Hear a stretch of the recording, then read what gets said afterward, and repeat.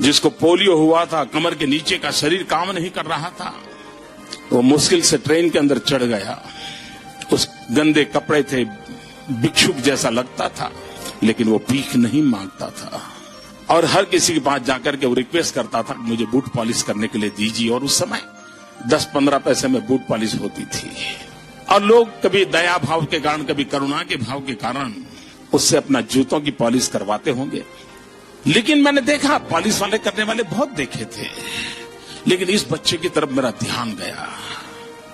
मैं देख रहा था क्या कर रहा है। उसने क्या किया, अपने गंदे टूटे फूले झोले में से उस दिन का टाइम्स ऑफ इंडिया निकाला और उस पर लिखा था, ग्राहक के प्रति उसने लिखा था कि आज का दिन बहुत ही शुभ हो, आपकी यात्रा शुभ हो, आपके सारे काम सिद्ध हो। अंग्रेजी में उसने एक छोटा वाक्य लिखा था और जैसे ही उसने जूते दिए पॉलिश करने के लिए, तो इसने उनके हाथ में टाइम्स ऑफ इंडिया पकड़ा दिया।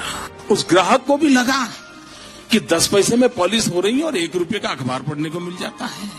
इस घटना को मैं देख रहा था तो मैंने उस बालक को पूछा, मैंने कहा भाई तुम हो कौन? बोले मैं कर्नाटक का हूं, कोई परिवार में है नहीं, मेरी शरीर की हालत अच्छी नहीं है, लेकिन मैं सम्मान से जीना चाहता हूं, इसलिए मैं यहां पहुंच गया हूं, करते करते काम कर रहा हूं।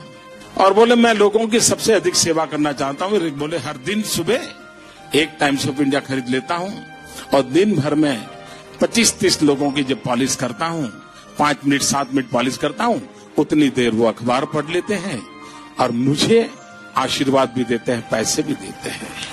मैंने इस दृश्य को देखा, तब मुझे गीता पूरी तरह समझ आ गई। मुझे लगा इसको कहते हैं योग कर्मशु कौशलम। पॉलिश करने वाले काम को उसने योग बना करके जिस प्रकार से उसमें प्रोफेशनलिज्म ला करके काम किया था, और यही तो योग कर्मशु कौशलम है, जो जिंदगी को जोड़ देता है,